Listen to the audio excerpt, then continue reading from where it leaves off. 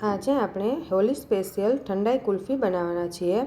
આ કુલ્ફી એકલા દૂધમાંથી જ બનાવવાના છીએ, જેથી આ કુલ્ફી તમે વ્રત અથવા ઉપવાસમાં પણ ખાઈ શકો છો।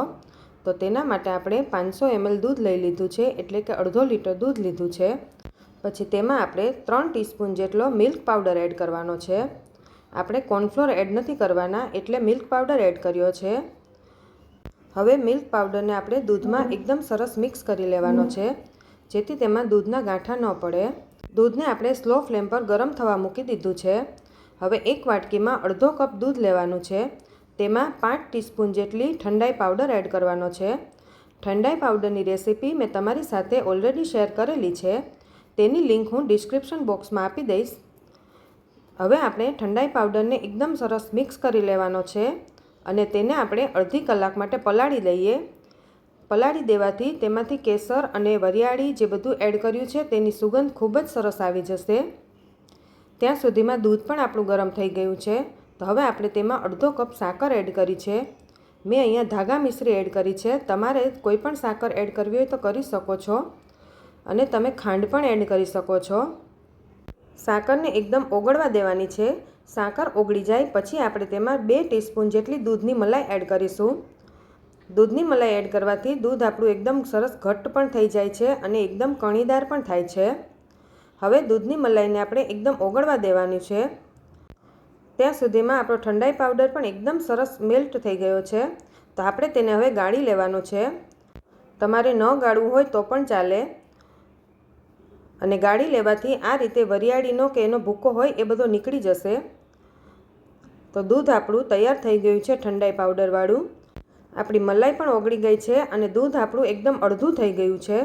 દૂધ અડધું થાય પછી આપણે તેમાં ઠંડાઈ પાવડરવાળું દૂધ એડ કરી દેવાનું। સાઈડમાંથી પણ મલાઈની આ રીતે ઉખાડતું જવાનું છે। પછી આપણું દૂધ એકદમ ઘટ્ટ થાય ત્યાં સુધી આપણે તેને ઉકાળવા દેવાનું છે।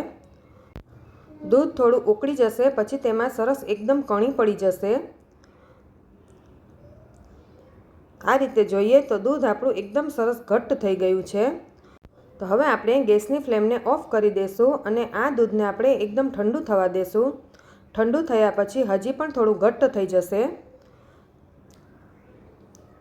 પછી જોઈએ તો આપણું દૂધ એકદમ ઠંડુ થઈ ગયું છે અને એકદમ ઘાટું થઈ ગયું છે। તો હવે આપણે તેને કુલ્ફીના મોલ્ડમાં એડ કરી દઈએ। તમારી પાસે આ રીતે કુલ્ફીનું મોલ્ડ ન હોય તો તમે ગ્લાસમાં અથવા કોઈ પણ ડબ્બામાં પણ નાખી શકો છો। આ રીતે આપણે બધા મોલ્ડ ભરી લેવાના છે। ઉપરથી તમારી પાસે એલ્યુમિનિયમ ફોઇલ પેપર હોય તો એને પણ આ રીતે તમે પેક કરી શકો છો। આ રીતે તેને એકદમ પેક કરી દેવાનું છે। પછી તમારી પાસે કુલ્ફીની સ્ટીક હોય તો તમે આ રીતે તેને અંદર રાખી શકો છો।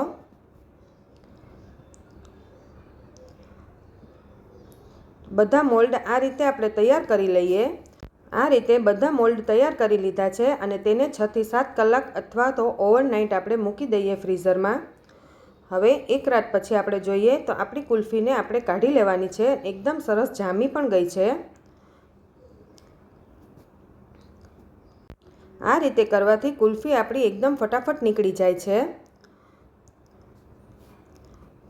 આ કુલ્ફી એકદમ સોફ્ટ અને એકદમ મેલ્ટ થઈ જાય તેવી બની છે, અને એકલા દૂધમાંથી બની છે, એટલે તમે વ્રત ઉપવાસમાં પણ ખાઈ શકો છો।